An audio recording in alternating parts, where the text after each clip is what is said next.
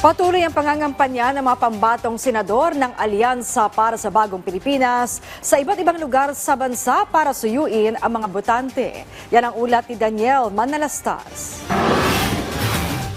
Tuloy-tuloy ang pag-iikot nitong nakaraang weekend ng mga pambato ng Alyansa para sa Bagong Pilipinas sa pagkasenador. Nakapulong ni Senator Francis Tolentino ang mga lokal na lider ng Iloilo. Binigyan diin niya ang unawaan at pagkakaisa. Sa pangampanya naman sa Batangas, binigyan diin ng senador ang advokasya na pababain ang presyo ng internet at kuryente. Binigyang pugay din ng senador ang kabayanihan ng mga Batanggenyo na lumaban para sa kalayaan. Kahapon naman, nakapulong ni Senadora Pia Cayetano ang mga barangay captain, SK leaders, mga pastor at iba pa sa Tanza, Cavite. Pagpapalakas sa kalusugan, youth empowerment at inclusive community development naman ang binigyan diin dito ng senadora. Laking pasasalamat naman ni Senador Bong Revilla sa mainit na pagtanggap sa kanya ng mga taga Iloilo. Dala ang pangakong paglilingkod ng tapat.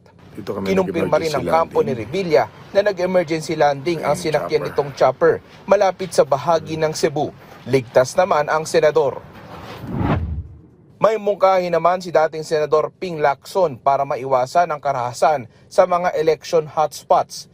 Solusyon ng dating senador ang mga naka-assign na tauhan ng PNP at AFP sa mga magkatunggali na politiko kuhanin sa iisang unit na lang ng PNP at AFP. Sa gayon, magkakilala raw ang mga unit at may iwasang magkaroon ng bakbakan.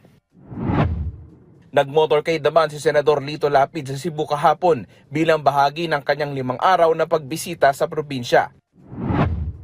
Pagtanggal sa value-added tax sa kuryente at petroleum products naman ang binigyan diin ni dating DILG Secretary Benhur Abalos sa panunuyo niya sa Zamboanga del Sur.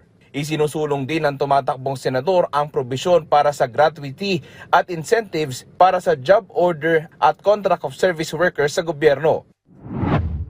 Kapakanan naman ng mga OFW ay sinusulong ni Congressman Erwin Tulfo tulad ng nakatakdang paghahain ng panukalang batas para mabigyan ng pensyon ang mga OFW kapag nagretiro na ang mga ito.